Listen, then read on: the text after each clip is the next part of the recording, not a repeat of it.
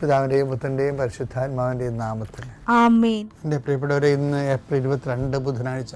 അമ്മേ പരിശുദ്ധ അമ്മേ, അമ്മേ പരിശുദ്ധമേ, ദൈവമാതാവേ, കൃപാസനത്തിലൂടെ ഞങ്ങൾക്കും ഞങ്ങളുടെ ദേശത്തിനും അമ്മ മധ്യസ്ഥം തേടിത്തന്ന എല്ലാ അനുഗ്രഹങ്ങൾക്കും കൃപകൾക്കും ഞങ്ങളിപ്പോൾ ഹൃദയം നിറഞ്ഞ നന്ദി പറയുന്നു. അമ്മേ പരിശുദ്ധമേ, ദൈവമാതാവേ, 2004 ഡിസംബർ 7 ഉച്ചകഴിഞ്ഞ് 2:30 കൃപാസനത്തിൽ സംഭവിച്ച അമ്മയുടെ പ്രത്യക്ഷപ്പെടലിനെ കുറിച്ച് തിരുസഭയ്ക്ക് സമർപ്പിച്ചിരിക്കുന്ന പഠനരേഖകളുടെ മേൽ സഭാത്മകമായ പഠനം ആരംഭിക്കുവാൻ ഞങ്ങൾ പ്രാർത്ഥിക്കുന്നു. അമ്മേ പരിശുദ്ധമേ, ഭൂസ്വർലോകങ്ങളുടെ രാജ്ഞിയായ അങ്ങേയ്ക്ക് ഭൗമസംരക്ഷണത്തിനായി പ്രപഞ്ചപ്രകൃതിയെ തന്നെ തിരുസഭ പ്രതിഷ്ഠിക്കുവാൻ ഈ പ്രത്യക്ഷീകരണം വഴി ഇടയാക്കണമേ. പരിശുദ്ധമേ, ജപമാല മാതാവേ, സകല കൃപാസനം പ്രാർത്ഥനയോടും ചേർത്ത് ഞങ്ങളിപ്പോൾ പ്രാർത്ഥിക്കുന്ന ഈ കുടുംബത്തിന്റെ പ്രത്യേക നിയോഗം പറ മക്കളെ.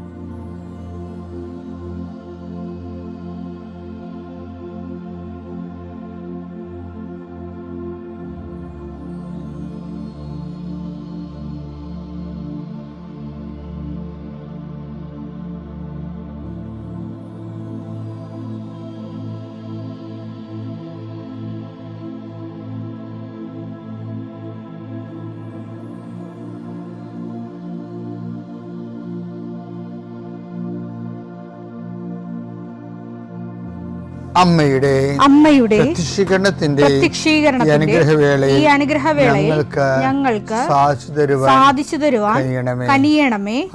ആമേൻ. വിശ്വാസ പ്രമാണം. സർവശക്തനായ പിതാവും ആകാശത്തിന്റെയും ഭൂമിയുടെയും സൃഷ്ടാവുമായ ദൈവത്തിൽ ഞാൻ വിശ്വസിക്കുന്നു. അവിടുത്തെ ഏകപുത്രനും ഞങ്ങളുടെ കർത്താവുമായ ഈശോമിശിഹായിലും ഞാൻ വിശ്വസിക്കുന്നു. ഈ പുത്രൻ പരിശുദ്ധാത്മാവിനാൽ ഗർഭസ്ഥനായി കന്യകാമറിയത്തിൽ നിന്ന് പിറന്ന് പൊന്തിയോസ് പീലാത്തോസിന്റെ കാലത്ത് പീഡകൾ സഹിച്ച് കുരിശിൽ തറയ്ക്കപ്പെട്ട് മരിച്ച് അടക്കപ്പെട്ട് പാതാളങ്ങളിൽ ഇറങ്ങി മരിച്ചവരുടെ ഇടയിൽ നിന്ന് 3-ാം നാൾ ഉയർത്ത് സ്വർഗത്തിലേക്ക് എഴുന്നള്ളി സർവശക്തിയുള്ള പിതാവായ ദൈവത്തിന്റെ വലതുഭാഗത്തിരിക്കുന്നു. അവിടെ നിന്ന് ജീവിക്കുന്നവരെയും മരിച്ചവരെയും വിധിക്കുവാൻ വരുമെന്നും ഞാൻ വിശ്വസിക്കുന്നു. പരിശുദ്ധാത്മാവിലും ഞാൻ വിശ്വസിക്കുന്നു. വിശുദ്ധ കത്തോലിക്കാ സഭയിലും പുണ്യവാന്മാരുടെ ഐക്യത്തിലും പാപങ്ങളുടെ മോചനത്തിലും ശരീരത്തിന്റെ ഉയർപ്പിലും നിത്യമായ ജീവിതത്തിലും ഞാൻ വിശ്വസിക്കുന്നു. ആമേൻ. സ്വർഗ്ഗസ്ഥനായ ഞങ്ങളുടെ പിതാവേ, അങ്ങയുടെ നാമം പൂജിതമാകണമേ. അങ്ങയുടെ രാജ്യം വരണമേ. അങ്ങയുടെ തിരുമനസ് സ്വർഗത്തിലെ പോലെ ഭൂമിയിലും ആകണമേ. അന്നു വേണ്ടുന്ന ആഹാരം ഇന്ന് ഞങ്ങൾക്ക് തരണമേ. ഞങ്ങളോട് തെറ്റ് ചെയ്യുന്നവരോട് ഞങ്ങൾ ക്ഷമിക്കുന്നത് പോലെ ഞങ്ങളുടെ തെറ്റുകൾ ഞങ്ങളോടും ക്ഷമിക്കണമേ. ഞങ്ങളെ പ്രലോഭനത്തിൽ ഉൾപ്പെടുത്തരുതേ, തിന്മയിൽ ഞങ്ങൾ രക്ഷിക്കണമേ. ആമേൻ. നന്മ നിറഞ്ഞ മറിയമേ, സ്വസ്തി. കർത്താവ് അങ്ങയുടെ കൂടെ സ്ത്രീകളിൽ അങ്ങ് അനുഗ്രഹിക്കപ്പെട്ടവളാകുന്നു.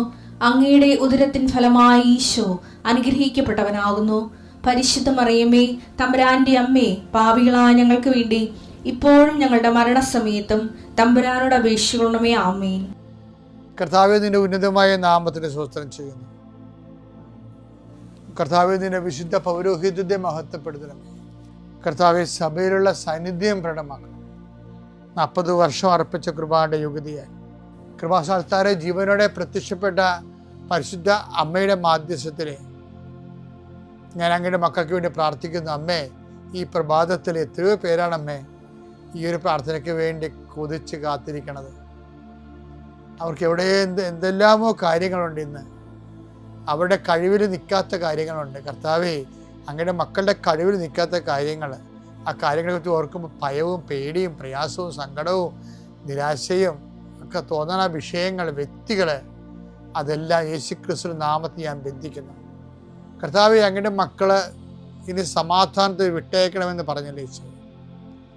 ഞങ്ങളുടെ ദാസനെ സമാധാനം, എൻ്റെ രക്ഷ ഞാൻ എൻ്റെ കണ്ണുകൊണ്ട് കണ്ടിരിക്കുന്നു. അങ്ങയുടെ ദാസനെ സമാധാനം വിട്ടേക്ക്. സമയം ദീർഘദർശി പറഞ്ഞതുപോലെ അങ്ങയുടെ മക്കൾ ഈ പ്രാർത്ഥനയ്ക്ക് ശേഷം സമാധാനം കണ്ടെത്താൻ ഇടയാക്കണം പ്രാർത്ഥിക്കുന്നു.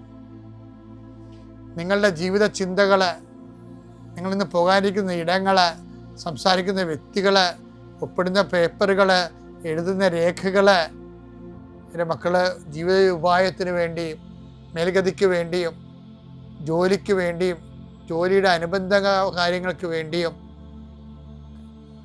എവിടെയെല്ലാം യാത്ര ചെയ്യുന്നു, ആരെല്ലാം സംസാരിക്കുന്നു, ഫോൺ ചെയ്തിട്ട് എന്തെങ്കിലും ഡേറ്റോ കാര്യമോ തീരുമാനമോ വാക്കോ പ്രവൃത്തിയോ തീരുമാനമോ കിട്ടാൻ വേണ്ടി കാത്തിരിക്കുന്നു. അതെല്ലാം മക്കൾക്ക് അനുകൂലമാവുകയും അത് ഈശോയുടെ നാമത്തിൽ ഞാൻ നിങ്ങളെ അനുഗ്രഹിക്കുകയും ചെയ്യുന്നു. എൻ്റെ കർത്താവ്, മനുഷ്യൻ്റെ ഭീഷണി കാരണം മനസ്സിന് സമാധാനം നഷ്ടപ്പെട്ടവരെ, അവരെ നീ ഏത് ഭവനത്തിൽ പ്രവേശിച്ചാലും ആ ഭവന സമാധാന ആശംസ അറിയിച്ച കർത്താവേ, നിന്റെ നാമത്തിൽ നെഞ്ചിലും നെറ്റിലും മുദ്രവാങ്ങി നിന്റെ നാമത്തിൽ വിശ്വസിക്കുന്ന ഒരു മനുഷ്യനെയും ആരും ഭീഷണിപ്പെടുത്താൻ അനുവദിക്കരുത് കർത്താവേ. അവരെല്ലാം ശത്രുക്കളെ കാണുകയെ വിരുന്നൊരുക്കുന്ന ദൈവത്തിൻ്റെ ശക്തിവിശേഷം നിനക്കായി വിരുന്നൊരുക്കട്ടെ. നിൻ്റെ എല്ലാ ശത്രുക്കളുടെയും മുന്നിലെ നിത്യം പിതാവും പുത്രനും പരിശുദ്ധാത്മാവ് സർവീശ്വര എന്നേക്കും ആമേൻ. എൻ്റെ പ്രിയരെ, ഈ ഉടമ്പടി ചില ആൾക്കാരെ ഭയങ്കര കോമഡിയാണ്. എന്താണെന്നറിയാമോ? അവർ ചിലപ്പോൾ ഈ നമ്മുടെ പ്രവർത്തകരെ കാണുമ്പോൾ പറയുവേ, കൃപാസനത്തിലെ പ്രവർത്തകരെ കാണത്തില്ലേ, അപ്പോൾ പരിചയമുള്ളവർ ഞങ്ങൾ പത്രം ഇവിടെ കൊടുത്ത് 2 തിരി കത്തിച്ചു, എന്നിട്ടും ഉടമ്പടിയുടെ ഒന്നും ആയില്ലെന്ന് പറയും. അപ്പം ചിലർ വന്ന് എന്നോട് പറയും, അച്ഛാ അവിടെ വർത്തമാനം കേട്ടപ്പോൾ തന്നെ എനിക്ക് മനസ്സിലായി അവർ ജന്മത്ത് അവിടെ കാര്യം നടക്കത്തില്ലെന്ന്. അതിൻ്റെ കാര്യം വെച്ച് കഴിഞ്ഞാൽ അവർ ദൈവത്തിനോട് കണക്ക് പറയണ രീതിയിലാണ് ഈ ഉടമ്പടി ചെയ്തിരിക്കുന്നത്. 10 പൈസ ദൈവത്തിന് വേണ്ടി മുടക്കിയിട്ടുണ്ടെങ്കിൽ അതിൻ്റെ റിട്ടേൺസ് അവർക്ക് ക്യാഷ് ആൻഡ് കൈൻഡായിട്ട് വേണം. ദൈവത്തെക്കാൾ ഉപരി മെറ്റീരിയലായിട്ട് തന്നെ അവർക്ക് വേണമെന്നുള്ള രീതിയിൽ ഉള്ള ഒരു ബിസിനസ് റിലേഷനാണ് ചില ആൾക്കാർക്ക് ഉള്ളത്. നിങ്ങൾക്ക് ചിന്തിച്ച് നോക്കണം കേട്ടാ. ഈ പല ആൾക്കാർക്ക് ഈ ബിസിനസ് റിലേഷൻ ഉണ്ട്. പക്ഷെ ചിലർ കുറച്ച് ഒരു ഉടമ്പടി ആ ക്ലാസ്സെല്ലാം കേട്ട് കഴിയുമ്പോൾ, ഈ ക്ലാസ് കേൾക്കാത്തവർക്കാണ് ഇങ്ങനെ താമസിക്കുന്നത് ഈ വിഷയങ്ങൾ. ക്ലാസ്സെല്ലാം കേട്ട് കഴിയുമ്പോൾ ഓട്ടോമാറ്റിക്കായിട്ട് ദൈവസ്നേഹം ഉണ്ടാവും. ഉടമ്പടി എന്താ ഉദ്ദേശിക്കുന്നത് ശരിക്കും പറഞ്ഞാൽ? ആൾക്കാരിൽ ദൈവസ്നേഹം ഉൽപ്പാദിപ്പിക്കുക എന്നല്ലേ ഉദ്ദേശിക്കുന്നത്. കാര്യം ദൈവമാണ് അതിൻ്റെ അകത്ത് കണ്ടൻ്റ് എന്ന് പറയണത് ഉടമ്പടിയുടെ. അപ്പം നമ്മൾ ഈ പത്രം കൊടുക്കണത് എന്തിനാ? കർത്താവിനെ അറിയാത്തത് അറിയിക്കാൻ, അറിഞ്ഞവരെ ആഴപ്പെടുത്താൻ. അതെങ്ങനെ ചെയ്യണത് എന്തിനാ? ദൈവസ്നേഹം ഉണ്ടെങ്കിലാണ് അത് ചെയ്യാൻ പറ്റത്തുള്ളത്. അല്ലെങ്കിൽ അത് ടെക്നിക്കലായിട്ട് നമ്മുടെ കാര്യം കാണാൻ വേണ്ടി ടെക്നിക്കലായിട്ട് പോകും, ആ ബിസിനസ്സായിട്ട് പോകും. ആ ബിസിനസ്സായിട്ട് ചെയ്താലും അത് വർക്കൗട്ട് ചെയ്യത്തില്ല. ചിലർ ഇപ്പം ഒത്തിരി പേര് നമ്മൾ കാണുന്നത് എങ്ങനെയെന്ന് അറിയാമോ? നല്ല ഹൈലി എഡ്യൂക്കേറ്റഡ് ആയിട്ടുള്ളവരും പാവത്തങ്ങളും ഉണ്ട്. അവരൊക്കെ ഉടമ്പടിയിൽ അങ്ങനെ ഉറച്ച് നിൽക്കുകയാണ്. അങ്ങനെ ഉടമ്പടി വലിയ പ്രയോക്താക്കളായിട്ട് നിൽക്കുകയാണ്. അതിൻ്റെ കാരണം വെച്ച് കഴിഞ്ഞാൽ ഇനിയിപ്പം നമ്മൾ കൃപാസനം പൂട്ടിയാലും അവർ ഉടമ്പടി ജീവിച്ചുകൊണ്ടിരിക്കും.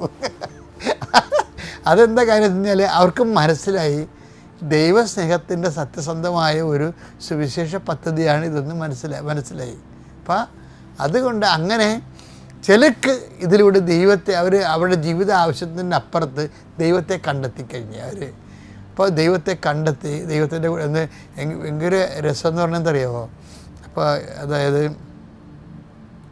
ഞാൻ നിങ്ങളോടൊരു രഹസ്യം പറയാമല്ല. അതായത് ഇപ്പോൾ നമ്മുടെ കരിസ്മാറ്റിക് കാലഘട്ടങ്ങളിലെ ഉണ്ടായതിനേക്കാളും പ്രസൻസ്, അതായത് ദൈവത്തിൻ്റെ സാന്നിധ്യം, ദൈവം നമ്മുടെ കൂടെ ഇന്ന് ഒരു നിരീശ്വരവാദിയായ കുട്ടി, ഇന്നിപ്പോൾ ഇത് റെക്കോർഡ് ചെയ്യണ സമയം എന്ന് പറഞ്ഞത് തിങ്കളാഴ്ച ആണ്, മറ്റന്നാളത്തെയാണിത് ഇപ്പോൾ റെക്കോർഡ് ചെയ്യണത്. ഇപ്പോൾ ഇന്നൊരു നിരീശ്വരവാദിയ പെൺകുട്ടി, അവളെന്താ നിരീശ്വരവാദിയായത്? അവൾ പറയണ ഞങ്ങളുടെ വീട്ടിൽ ഭക്ഷണവും ഇല്ലായിരുന്നു, ഭയങ്കര പാടായിരുന്നു, എനിക്ക് സമാധാനമില്ല, പിന്നെ ദൈവത്തെ ഞാൻ കണ്ടിട്ടുമില്ല, എൻ്റെ കൂടെ ദൈവം ഇല്ല, അപ്പോൾ അതുകൊണ്ട് ഞാനെന്തിനാണ് വിശ്വസിക്കണത് എന്നുള്ള രീതിയിൽ വെറുപ്പും ദൈവത്തോട് ദൈവം എന്നുള്ള ആശയത്തോട് തന്നെ അവർക്ക് അരിശമാണ്. അങ്ങനെയാണ്. പക്ഷേ അവളെ ഒരു പ്രത്യേക സാഹചര്യത്തിൽ അവളുടെ അമ്മ ഉടമ്പടി എടുത്തു. അതിനുശേഷം അവൾ ഉടമ്പടി എടുത്തു കഴിഞ്ഞപ്പോൾ പെട്ടെന്ന് അവൾ പറയാതിരുന്നൊരു രോഗം, അവൾ സമൂഹത്തിൽ അതിൻ്റെ പേരിൽ ആക്ഷേപം മേടിച്ചിരുന്ന രോഗം പെട്ടെന്ന് മാറി. അതങ്ങനെയാണ് അമ്മയുടെ ഉടമ്പടി അത് വെച്ചിട്ടുണ്ട്, ഇവളുടെ കാര്യം ഇവളറിയാതെ വെച്ചിട്ടുണ്ടായിരുന്നു. അപ്പോൾ അവൾക്ക് അത് മനസ്സിലപ്പോൾ ഇവൾക്ക് തോന്നി, എന്നാൽ ഞാനും കൂടി ഇപ്പോൾ ഉടമ്പെടുക്കാമെന്ന്. പക്ഷെ ഉടമ്പെടുക്കുമ്പോൾ ഇവൾ തിരികെത്തിക്കുമ്പോൾ ആരോ പുറകിൽ നിൽക്കും. ഇത് പല പ്രാവശ്യമായപ്പോൾ അമ്മയോട് പറഞ്ഞു, അമ്മേ ഞാൻ തിരികെത്തിക്കുമ്പോൾ ഏതോ ഒരു നിഴൽ പുറകെ നിൽക്കുന്ന എനിക്ക് നല്ല ശരിക്കും ഫീൽ ചെയ്യുന്നുണ്ട്. അപ്പോൾ അമ്മ പറയും, അത് മാതാവാടിയെന്ന് പറയും. അപ്പോൾ ഇവർക്ക് സുഗന്ധാഭിഷേകം വരും. അതായത് നമുക്ക് ഇപ്പോൾ പറയുമ്പോൾ, ഇപ്പോൾ കഴിഞ്ഞ ദിവസം ഒരു ഡോക്ടർ സാക്ഷ്യം പറഞ്ഞ്, ഞാൻ കൃപാസനത്തിലോട്ട് വരത്തില്ലായിരുന്നു. ഞാൻ വരാത്തതിൻ്റെ കാരണം ഇത് ചില കാര്യങ്ങൾ ലോജിക്കല്ലാത്തത് കൊണ്ടാണെന്ന്. അത് ആ ഡോക്ടർ പറഞ്ഞത് ശരിയാണ്.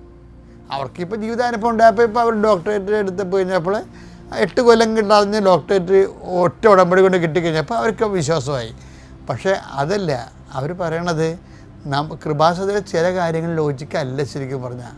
കാര്യം നമ്മൾ ലോജിക്കും കൊണ്ടിരിക്കണവർക്ക് ചില സമയത്ത് അത് അങ്ങനെ ഫീൽ ചെയ്യാൻ സാധ്യതയുണ്ട്. കാര്യത്തിൽ ഇവിടെ എല്ലാം ഇങ്ങനെ ടാഞ്ചിബിളല്ലേ, നമുക്ക് ദൈവത്തെ തൊടാവുന്ന രീതിയിലാണ് ഉടമ്പടിയുടെ എല്ലാ വർക്കൗട്ടിങ് ഇങ്ങനെ നടക്കുന്നത്. അപ്പം അതുകൊണ്ട് എപ്പോഴും എൻ്റെ സഹോദരങ്ങളെ കണക്ക് കൂട്ടി, ഇപ്പം കർത്താവ് തന്നെ ഇതിനിങ്ങനെ ഒരു നിലപാട് തന്നെ ദൈവത്തോട് കണക്ക് പറയുന്ന ആൾക്കാരോട്, അവരാണ് ഈ ഉടമ്പടി ഗതി പിടിക്കാൻ കിടക്കണത്. ആ ഒരു മനോഭാവമെങ്കിലും ഉണ്ടെങ്കിൽ നിങ്ങളത് മാറ്റണം. ലൂക്കാ 6:35 തിരിച്ചു കിട്ടും എന്ന് പ്രതീക്ഷിക്കാതെ മറ്റുള്ളവർക്ക് നന്മ ചെയ്യുകയും വായ്പ കൊടുക്കുകയും ചെയ്യുക. അപ്പോൾ നിങ്ങളുടെ പ്രതിഫലം വലുതായി. എന്ത് പ്രശ്നം കഴിഞ്ഞാൽ നമ്മൾ ക്യാഷ് ആൻഡ് കൈൻഡായിട്ട് ഇങ്ങോട്ട് നമ്മൾ കൊടുക്കുന്ന അത്രയും തന്നെ തിരിച്ച് കിട്ടണമെന്നുള്ള രീതിയിലുള്ളൊരു ബിസിനസ് റിലേഷൻ ആണെങ്കിൽ കർത്താവിൻ്റെ മനസ്സിരിപ്പ് വേറെയാണ്. എന്താ കാര്യം, ചില കാര്യത്തിന് നമുക്ക് റീഫണ്ടബിൾ അല്ല, തിരിച്ചതുപോലെ കിട്ടത്തില്ല. അപ്പോഴെന്താ സംഭവം, അത് കിട്ടത്തേയില്ലെന്നല്ല എൻ്റെ അർത്ഥം. അപ്പോൾ നിങ്ങളുടെ പ്രതിഫലം വലുതായിരിക്കുമെന്നാണ്. അപ്പം ചെറിയ പ്രതിഫലമല്ല. നീ ചോദിച്ചത് ചിലപ്പോൾ ഒരു ജപ്തി നടപടി മാറാനോ അല്ലെങ്കിൽ വേറെ എന്തെങ്കിലുമായിരിക്കും. ചിലപ്പോൾ ദൈവം അതിനേക്കാൾ വരിക നിത്യത വരെ ഇതിനകത്ത് ഉൾപ്പെടുത്തിയിട്ടുണ്ട് ഈശോ. ചില ഉത്തരവ് എന്താണ്, പ്രാർത്ഥന കേട്ടില്ലെന്നല്ല, അത് വിഡ്ഢികളാണ് അങ്ങനെ പറയണം. ഒരു പ്രാർത്ഥന കേൾക്കാതിരിക്കത്തില്ല. പിന്നെ എന്താ, അത് നിത്യതയിലാണ് റീഫണ്ട്, അതാണ് പ്രതിഫലം വലുതായിരിക്കും എന്ന് പറയണത്. ഇതൊക്കെ മനസ്സിലാക്കാതെ ഉടമ്പെടുക്കുന്ന ഒത്തിരി പേരുണ്ട്. അപ്പോൾ അതുകൊണ്ട് നിങ്ങൾ ഉടമ്പടി ഒരു അവസരമാണ്. അത് നിങ്ങൾ ദൈവത്തോട് നന്ദി പറഞ്ഞുകൊണ്ട് വേണം ഇനി ഉടമ്പടി അകപ്പഴ നിർത്താമെന്ന് വിചാരിച്ചാൽ നിന്ന് പോയെന്ന് കഷ്ടപ്പെടാം. ഇപ്പോൾ ആൾക്കാരുടെയൊക്കെ പ്രശ്നം എന്നറിയാമോ, റോഡ് മുഴുവൻ പണിയാണ്. കൃപാസനത്തിൽ വരണമെങ്കിൽ 2-3 ബ്ലോക്കൊക്കെ എല്ലാം കഴിഞ്ഞാൽ വരത്തുള്ളൂ. പക്ഷേ ഇനിയിപ്പോൾ ബ്ലോക്കെല്ലാം കുറച്ചിപ്പോൾ മാറും. പക്ഷെ അന്ന് നിങ്ങൾ വന്നിട്ട് ഇന്ന് വന്ന പോലെ അല്ല. ഇന്ന് കഷ്ടപ്പെട്ട് വരുമ്പോൾ കർത്താവ് നിങ്ങളെ കഷ്ടപ്പാട് മനസ്സിലാക്കും. നാളെ നിങ്ങൾ ഈസി ആകുമ്പോൾ വരാതിരിക്കുകയും അപ്പോൾ അനുഗ്രഹം ഈസി ആയിരിക്കത്തില്ല ചിലപ്പോൾ. അതുകൊണ്ട് ബുദ്ധി വേണം ഇതിനൊക്കെ ഒരു ശരിക്കും. അപ്പോൾ നല്ല ഒരു സമയത്ത് ഞങ്ങളത് നിങ്ങളോട് പറയണതേ, ഇത് ഞങ്ങൾ അനുഭവിച്ചതിൻ്റെ പകുതിയെ നിങ്ങൾക്ക് പറഞ്ഞു തരുന്നുള്ളൂ, അത്രേ പറയാൻ പറ്റണുള്ളൂ. അപ്പം അത് നിങ്ങൾ ഓരോരുത്തരും ഇതേ ദൈവാനുഭവത്തിലേക്ക് വരണം, അനുഗ്രഹത്തേക്കാൾ ഉപരി. ദൈവം നിങ്ങൾ അനുഗ്രഹിക്കട്ടെ. പിതാവിൻ്റെയും പുത്രൻ്റെയും പരിശുദ്ധാത്മാവിൻ്റെയും നാമത്തിൽ.